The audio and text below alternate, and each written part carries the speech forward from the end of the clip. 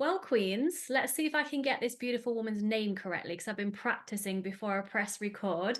I have the lovely Amanda Tambuisa, that will do, with me today. And Amanda is a modern, evidence-based, oh my goodness, clearly I cannot speak today, integrative, transformational specialist, that was a mouthful, who helps women who are fed up with people pleasing and being walked over.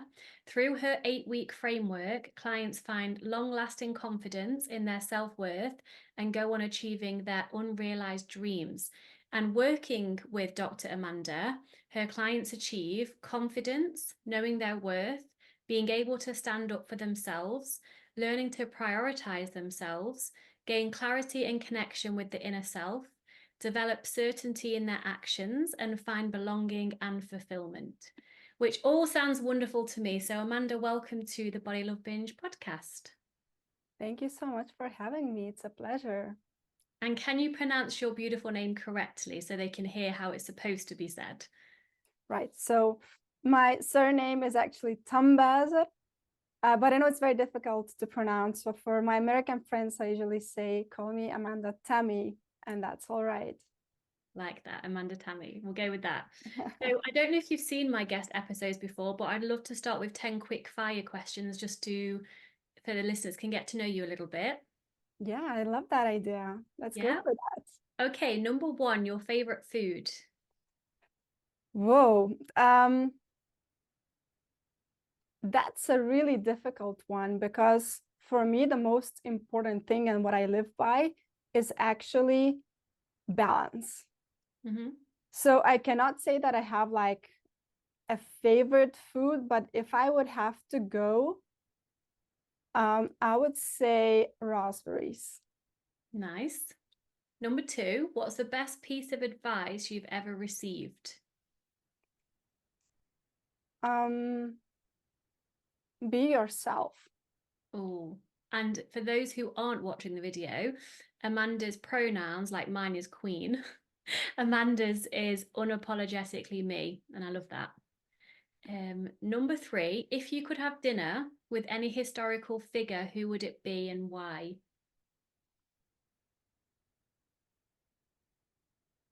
I would go for Princess Diana Mm, why? because I think there's more to the story, and I would love, love, love to hear her side of the story and what she struggled with. Yeah, I feel the same as you. Number four, what's a book or a movie that has had a significant impact in your life? Wow. I usually read a lot of like scientific books, so it's difficult to say because I like to gather information from different angles. Like I never take just one opinion for what it is. But if I would have to take a choice in my book interests, I would say the Monocle Guide to Living, I think it's called. It's Mm, basically it's like a book that is devised of like many magazine articles, but yeah. you have like everything there. So you have like all kinds of cultures.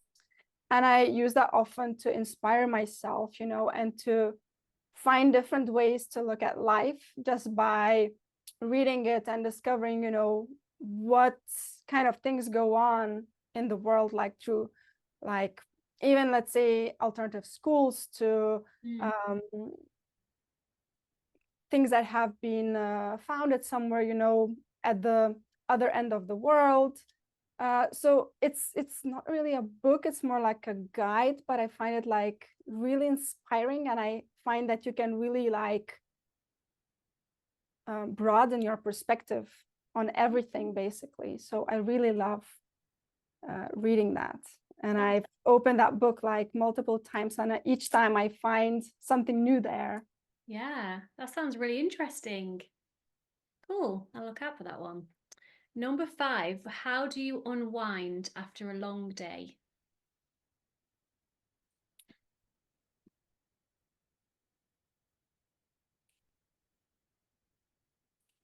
That's a difficult one, because having two small kids at home, usually you don't have much me time. But I think the biggest achievement that I've done over the past years is actually scheduling me time. So instead of unwinding at the end of the day, I actually spread out the unwinding at different times of the day.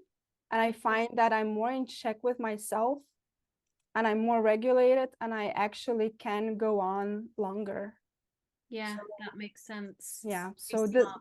this is my kind of like strategy to, you know, to keep my levels basically beyond that threshold where you actually need to unwind, where you're completely, you know, depleted. Yeah, very wise. Very wise. Oh, number 6. What's one skill you wish you had but currently don't?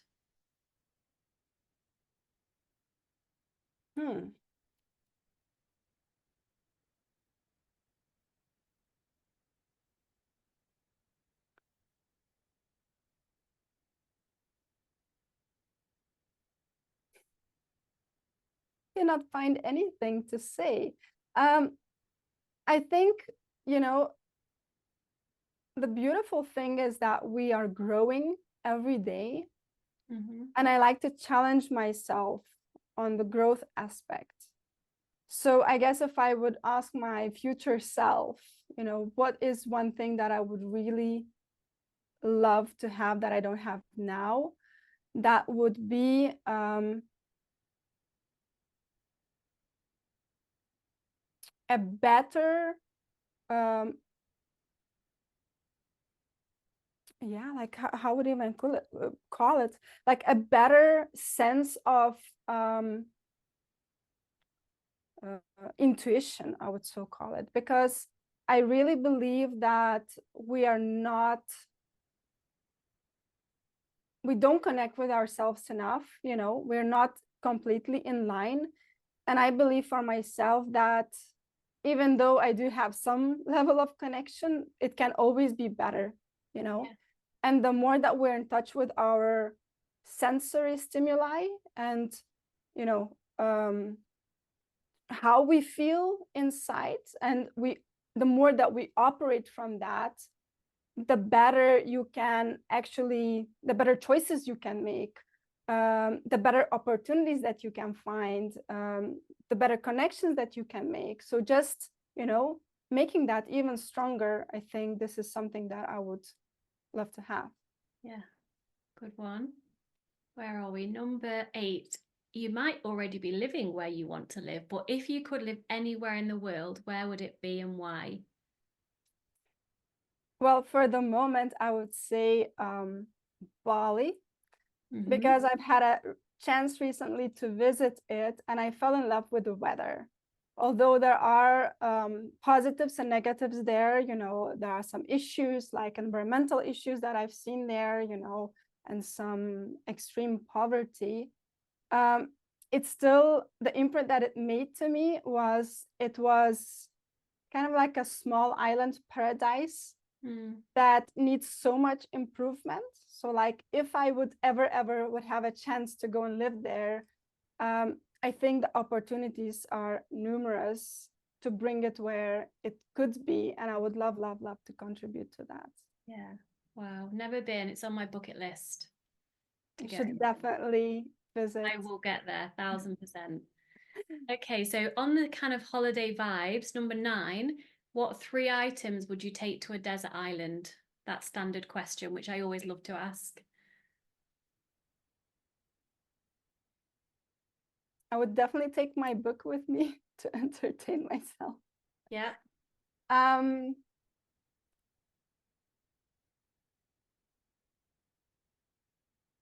I would take a toolkit. Smart. And a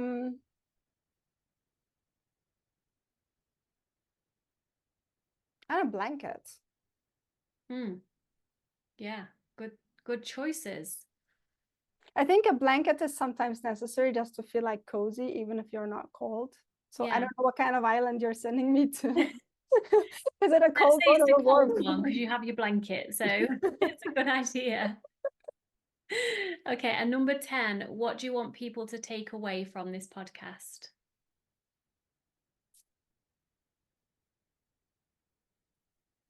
I would say how important it is to trust your own intuition and to learn to listen to your body.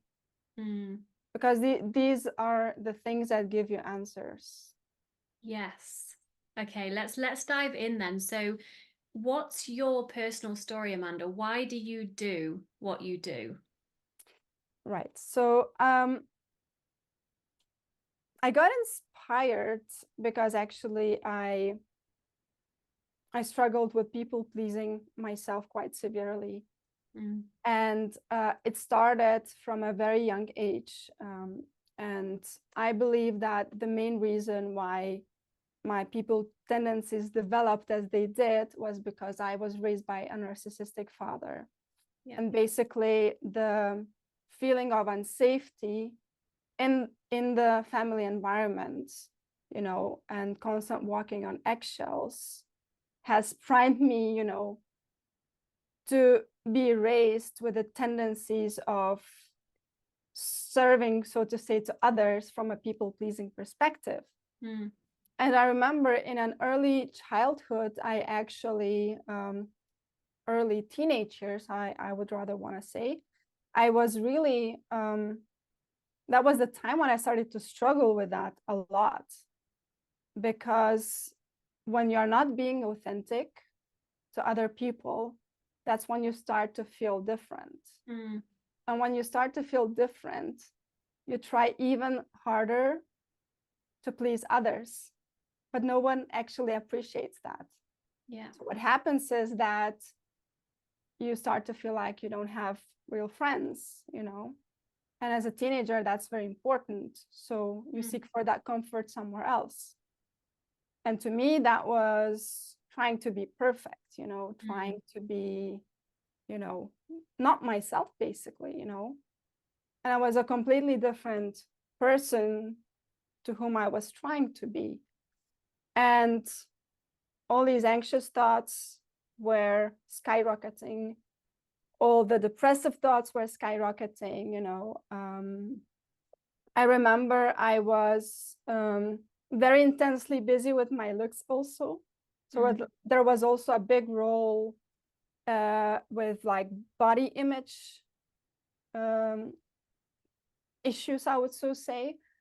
Mainly because I remember in order to get my father's acceptance or even attention or some sort of love, little did I know, by the way, of course, but that required to be some sort of a perfect person, you know, that would do something either extravagant or exquisite or, you know, unique.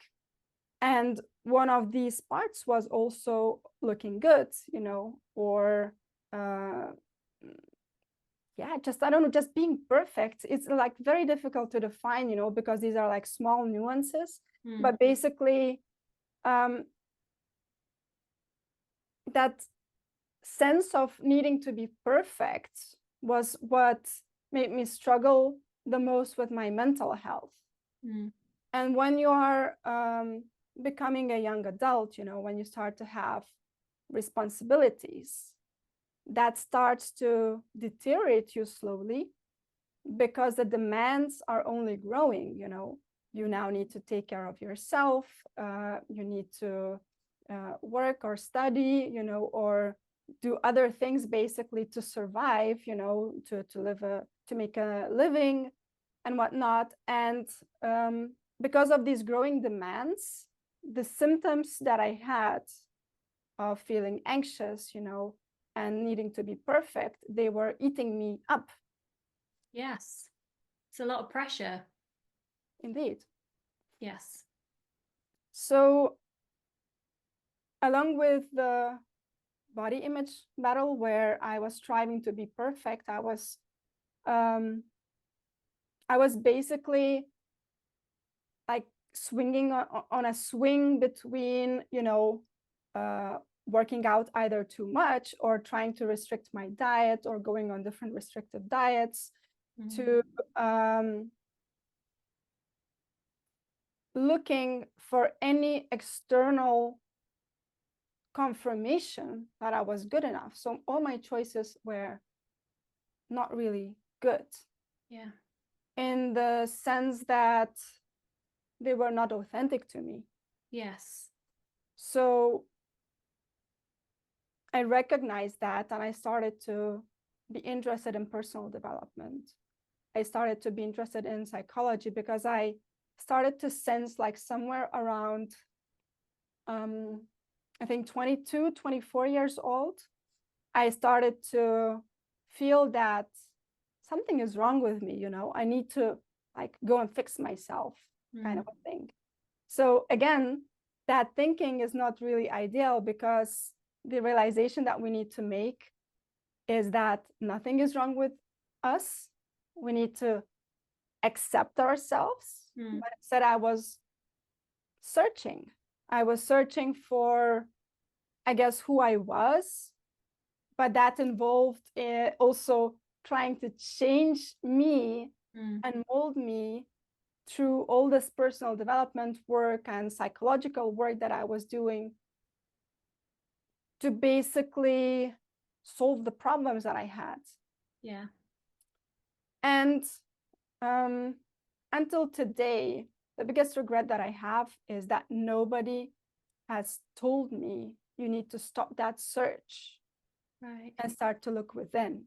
Mm-hmm. Because the amount of personal development that I've done, the amount of psychological work that I've done, nothing has put me there together. Like, to say, oh, you have all the tool sets.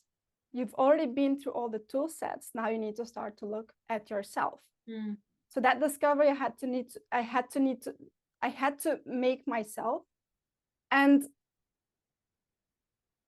in some way, of course, we all have our own journey, but it costed me more than 10 years to get there. Oh yeah, it took me a long time too. I got there in the end. I'm still on the journey. Never ends. Indeed, it does never end. Yeah. So that's how my method has been born, because I realized the need to blend the therapeutic and coaching practices together, and actually focus on the now, focus on what sits within you, and provide people who are looking for that guidance to find these answers, basically. Yeah, I love that. And I resonate so much with what you've shared. I felt like you were describing my story in the way that you were saying I was searching for something, and it was always outside of me. So it was in sex, in being skinny, in the gym, in being popular, like all these things. And something was missing and I didn't know what it was. And of course, the thing that was missing was actually stopping and just taking a look within and connecting and just being me, which sounds so untangible and so simple. And it is, but it's not easy because I didn't even know who I was. So when I know you said you started your personal development journey, you realized then that perhaps all of this personal development work was actually perhaps taking you not further away from where you were, but it still wasn't bringing you the answer. What was it that enabled you to actually look within and start to feel and be connected to yourself? I think the lowest point in my life was that when I had my first daughter, and she was, just laying on my hands. I was looking at her big eyes, and oh gosh, I remember I just felt like a failure, like somebody basically who's not able to be there for that little bundle of joy. Yeah, like I even remember, like yesterday I was looking at her eyes and I'm like, how do I need to stop failing at this? How do I need to start being there for her, for me? Because in that moment I felt, life was perfect. I had all I wanted to have in my life. You know, I was supposed to be happy, but deep inside there was this like cutting feeling of, you know, not being even deserving that and being so unworthy. And and at that time I was doing a completely different thing. I was away from coaching, you know, like I've stopped coaching for a while and I was away from coaching. And something happened to me in that moment when I was realizing, oh my God, you know, I abandoned myself. I went for all of these superficial things, even though I've had the theory there. I've had, you know, all the learnings. I even had like a kind of a journal where I've put down all the things that I must remember in order to keep being authentic to myself. Mm. So I started to look through this journal, and it was like, yeah, like a hammer hit on my, you know, on my head saying, you know, wake up. Mm. You need to start advocating for yourself. Uh, and and and slowly I started to do that. I started to, what I now call, actually, it's a method that is called an emotional audit. I started to look really deep within myself. These are actually like 4 aspects. So first, understanding what am I feeling in different situations. So all these like feelings of being unworthy, you know, or not feeling loved, you know, they are coming from within. Mm-hmm. They are coming because of the narrative that lives within ourselves. Yes. And often what happens with that narrative is that we believe it as it is. We don't question it. And because we don't question that narrative, we just take it as a fact. Yeah. While in reality, it's an opinion. Mm. So looking at all the trigger points, you know, when I felt that, what did to my body, you know, and asking questions, you know, okay, so what is it about really, you know? Why am I feeling like that? Being really, really curious about that allowed me to start to change that. To just to give you an example, let's say you have a situation where in that moment for me, I was actually in high anxiety, where just the thought of the day was making me feel anxious because I knew of the amount of things and expectations that I had to live up to that day. Mm. It basically inhibited me, you know, it froze me.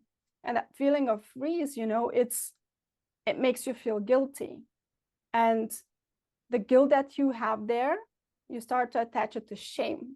Mm-hmm. So it becomes your identity, because shame is your identity, you know, you are that, you know, it's not anymore, oh, I feel guilty because something happened and, you know, that wasn't, let's say, a good thing, but it's just an emotion.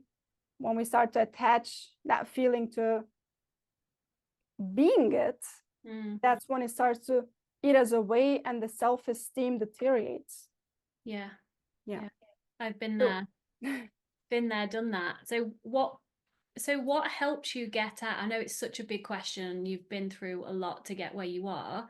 What are the main things that helped you to get out of the shame, to be unapologetically you, and to stop people pleasing? Because that is a big one with my listeners. Because as I said before we hit record, I'm in recovery from people pleasing. I'm getting there. I still am challenged sometimes, but I'm conscious of it. So everything that is conscious is medicine, I believe. So if I'm still choosing to people please and it's conscious, at least that's one step up to healing. And then the next time I'm going to choose differently. So what was it that really helped you? Anything that stands out? so yeah, as I was saying, starting with identification of those feelings that are within you, Mm-hmm. and starting to change that narrative. So observing Yeah. what is going on with your body when you feel like that. Yeah. So being present And with your emotions and making space for them. exactly, yeah. And once you are present and once you acknowledge, there's actually a sense of relief that comes over your body. Mm. You know, a kind of something happens in your gut, basically, you know, when you just acknowledge that to yourself, you know, that I am feeling anxious, you know, because I don't feel good enough, because I'm not making, let's say, all the tasks that I set out to do in my list, as an example, right? And something really happens to you, you know, you feel that like sinking sensation, you know, in your tummy, in your body, like somewhere here in your gut. That's when you know that you've hit that spot, you know, and now you can work with that. Now you can challenge these emotions and you can ask yourself, what is the other way to look at it? Mm-hmm. You can say to yourself, what have I done? But like, you know, yes, but kind of a thing, you know, yes, I haven't done all my tasks and I feel overwhelmed and anxious about it, but I was able to do that and that and that. Mm. And once you're able to say that to yourself, then you need to move on to the yes and, because that opens your brain to change the mentality of focusing on the negative and actually starting to focus on the positives, you know, Yeah. actually starting to acknowledge what is it that you have achieved. Mm. So this was like the very start for me, where the background work had to be done to myself to firstly acknowledge where I was and then reframe those sentences that I had ingrained in my head as facts, sort of saying, um, to tell them as opinions, you know, like, for example, I think that I'm not good enough because I haven't done this or that, or let's say that my kitchen is messy, you know, and I was aiming for perfect, let's say. And slowly these, because one of the reasons why we tend to feel overwhelmed and stressed about these situations is because we attach a lot of perfection. Yeah. And people pleasing is essentially what it is. It's trying to be perfect and molding yourself to the expectations of others. Yes. In order to be liked as well Yeah, and feel safe. exactly. Exactly. And internalizing that rather than externalizing that, these are the first steps when you start to hear actually what your, I would so call it, inner cheerleader is saying, Mm-hmm. you know, because your inner cheerleader, she knows what is actually okay, you know, and she knows that you don't need to try so hard. And she knows that, you know, all these things that are superficial, they will wait. So, and the more that you do these exercises, you start to feel more tranquility within, which empowers you, and it stops the cycle of deteriorating self-worth. Mm-hmm.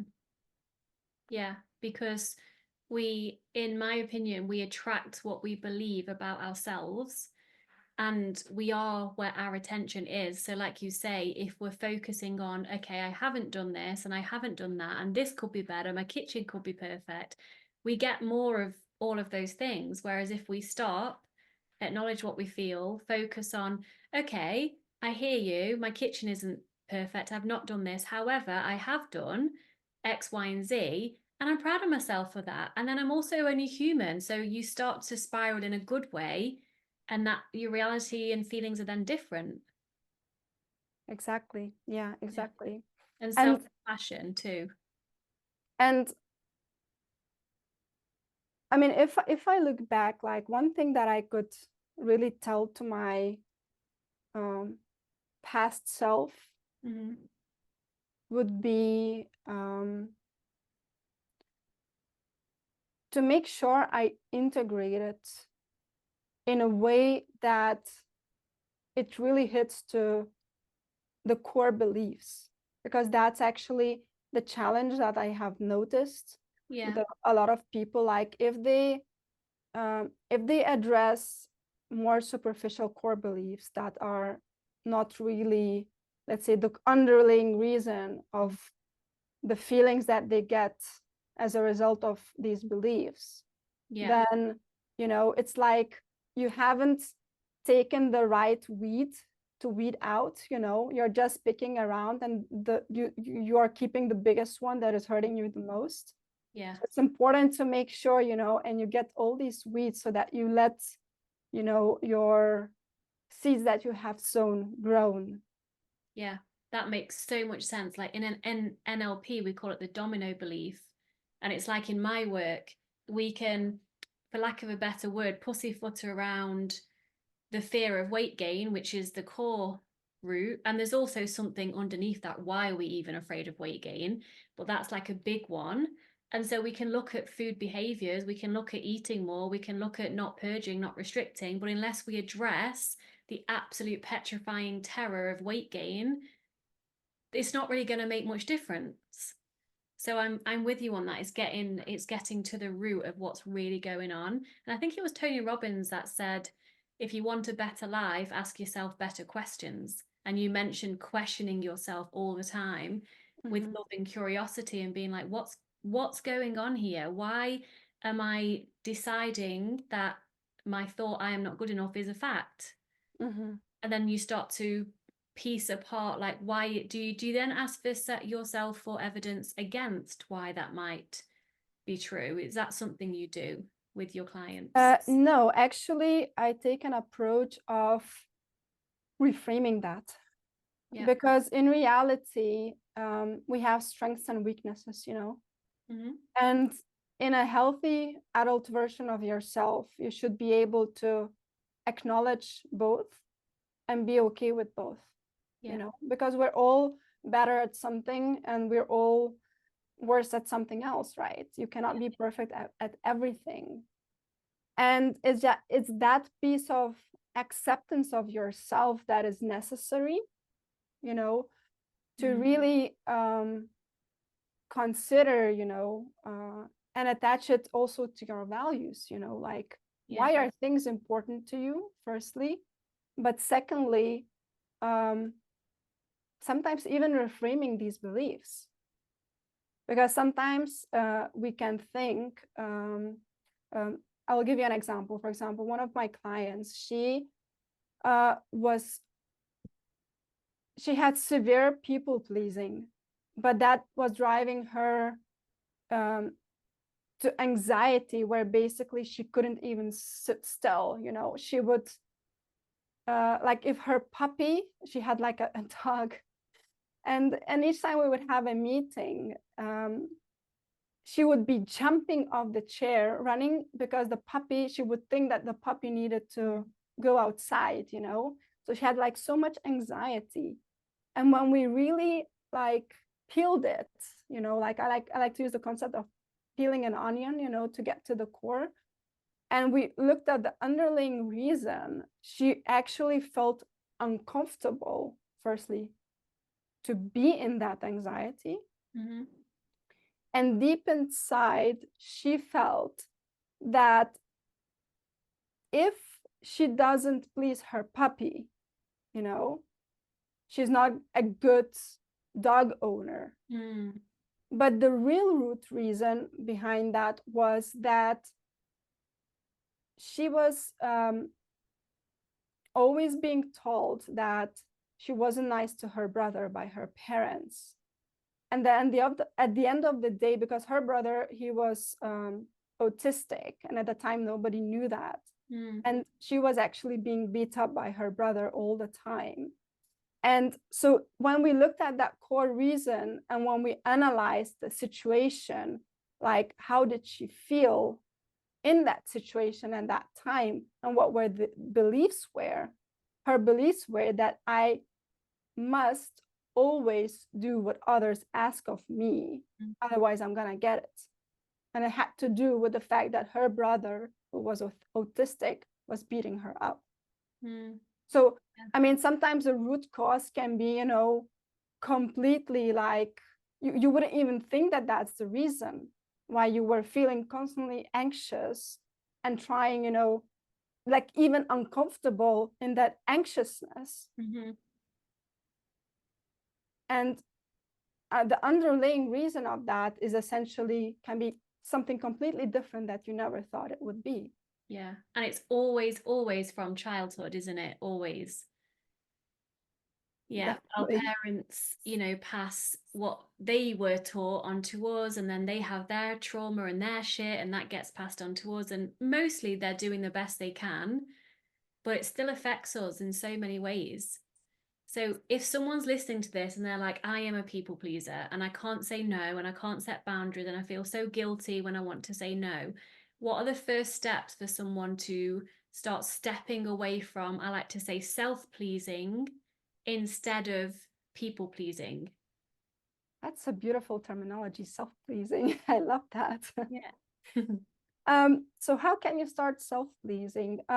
Just like a quick tip that could immediately help you advocate that is introducing pauses in your decision making, I would say.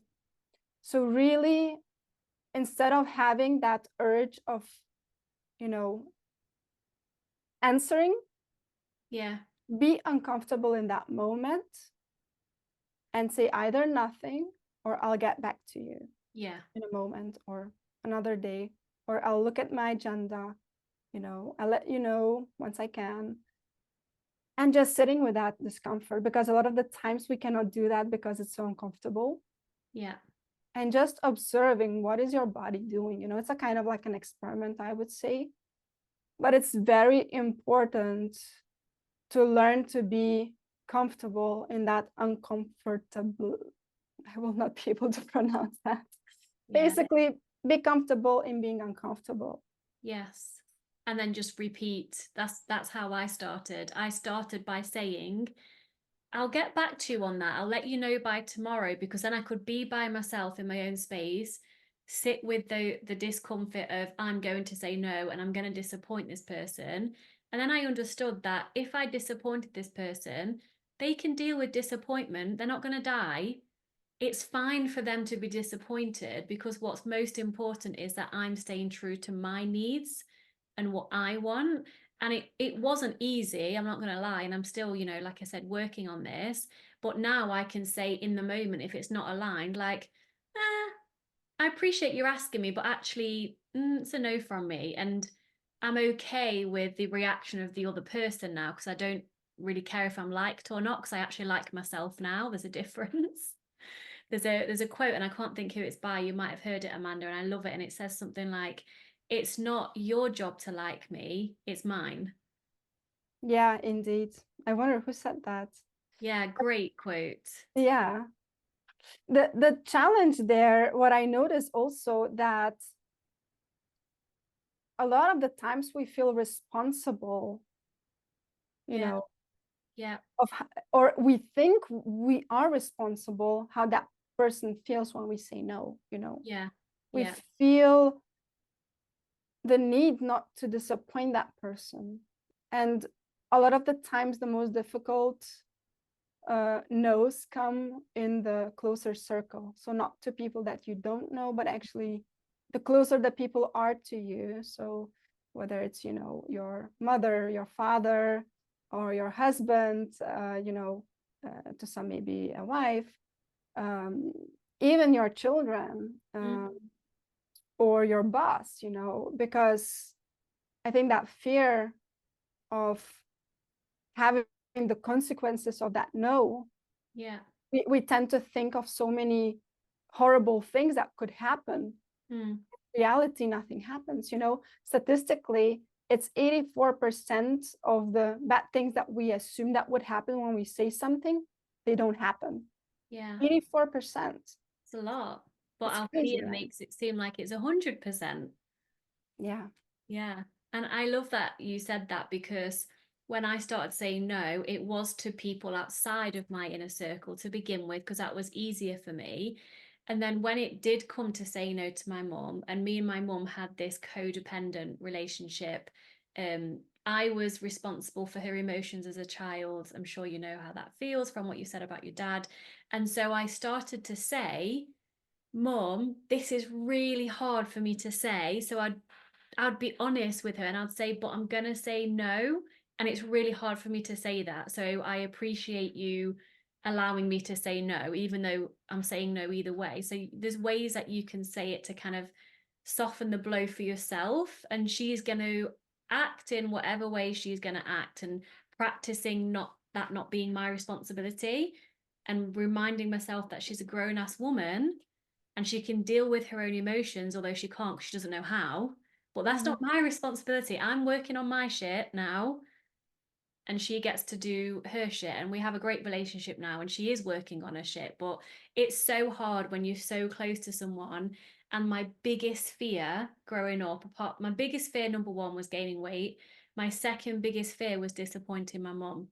And Mm. actually, gaining weight would have disappointed my mom. So that's kind of intertwined. So when you said that word disappointment, little me like cringed and was like cowering at the word disappointment. Like it's like heartbreaking for a child to be constantly told like I'm disappointed in you.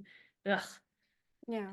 You know, there was like actually not so long ago, because like my father, he doesn't live like in Belgium where I am based. Mm. He came to visit, and I had an opportunity to really advocate for what I stand to my father, which was like the most challenging moment. But I was so proud of myself because in that moment it felt so good, you Mm. know. And I really had to look into his eyes and say no. It was like the most stupid situation like ever. Like he wanted to basically I mean, it's really like it's a funny situation. We were like putting like just a piece of furniture together, Mm-hmm. and he didn't have the right Allen key, and so he started to put all kinds of things, and I didn't want that he would scratch Yes. furniture, because, and I was saying to him no, but he never took my no for an answer, like Mm. never in my life. Yeah. And I put my hand onto his hand. I looked into his eyes and I calmly said no, but in such a way that it was like, really, stop it right now. You're not going to do that. Yeah. Wow. Oh my God, the eyes that he had, and like how he changed, like he felt it with his whole essence. Yeah.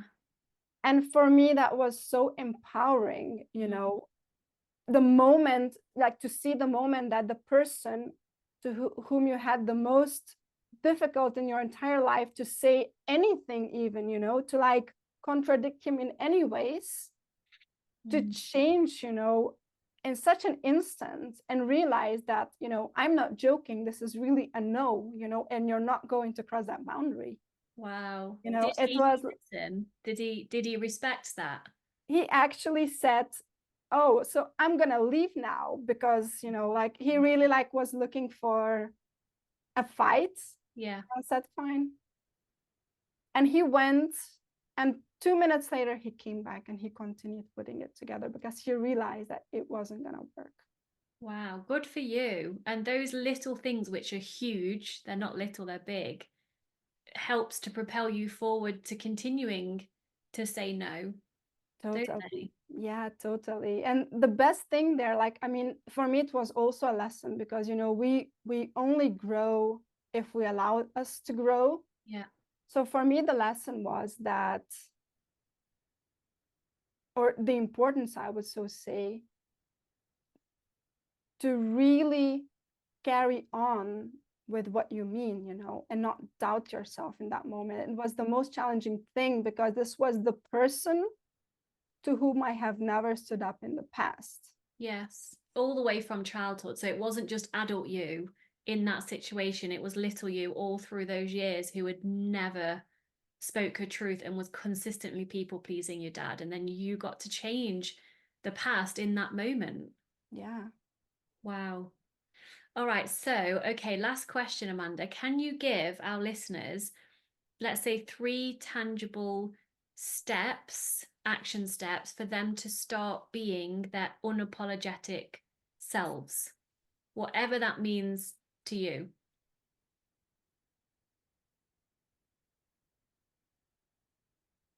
So step number one, I would say, start advocating for yourself in little ways as possible.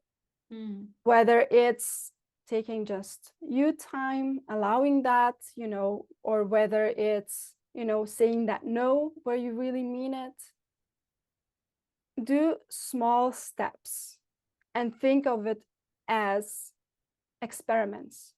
Don't think of it as I'm going to just say no, or I'm going to stand up for myself, and finally end this. Don't think of it like that, because that's like scary, and you just will end up not doing that.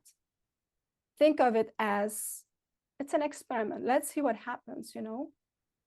What are the chances of A or B or C happening before you do that? And that actually eases it up and helps you to see that there are different outcomes.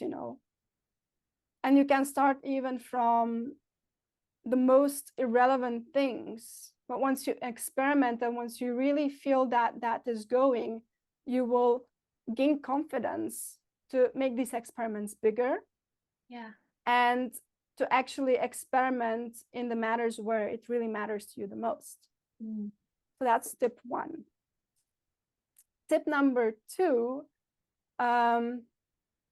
take time to connect with yourself. As I was mentioning in the beginning of the conversation, I actually check in with myself 3 times a day. And it can be as little as 1 minute. The biggest challenge is that we tend to tell ourselves that we don't have time for that. That's just a lie. It's just 1 minute, right? 1 minute at a time. It's like, going to the bathroom, sort of to say, right?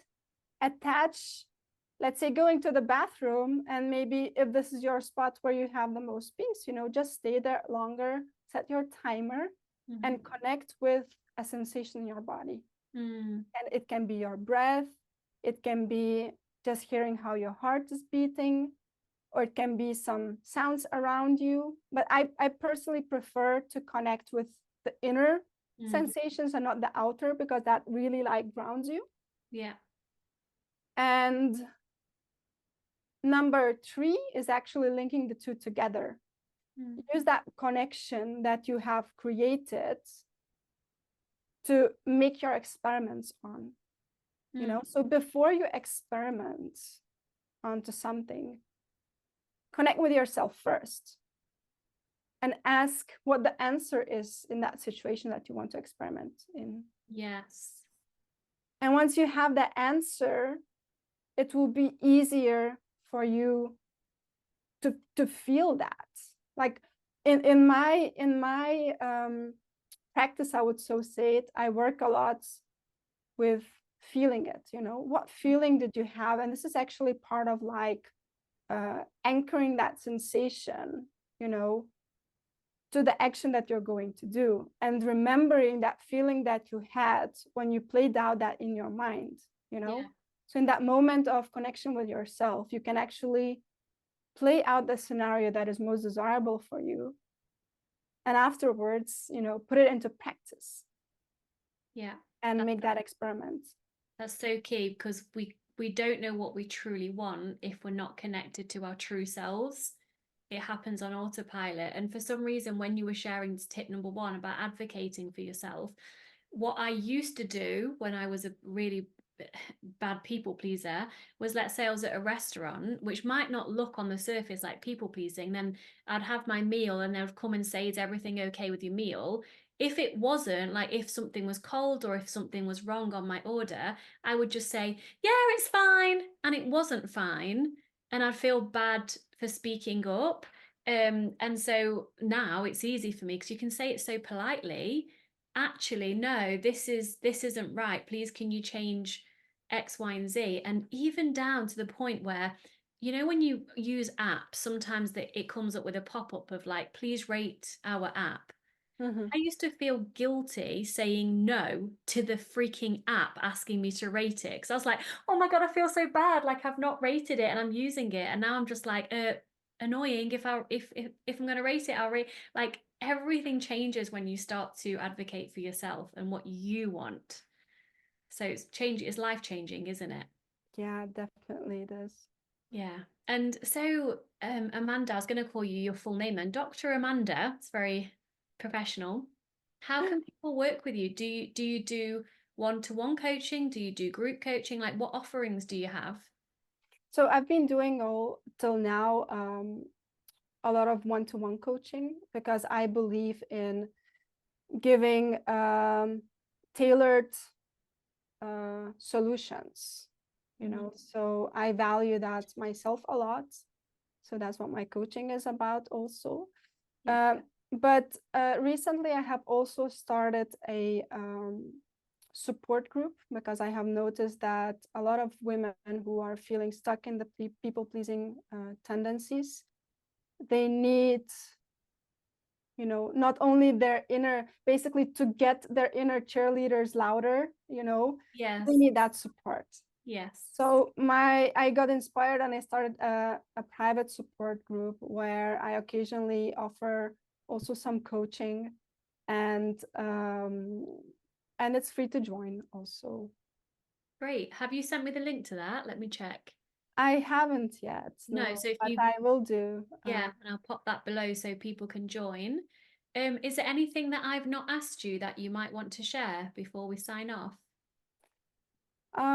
No, I guess the last tip of inspiration that I would like to share is always, always, always, always believe in yourself.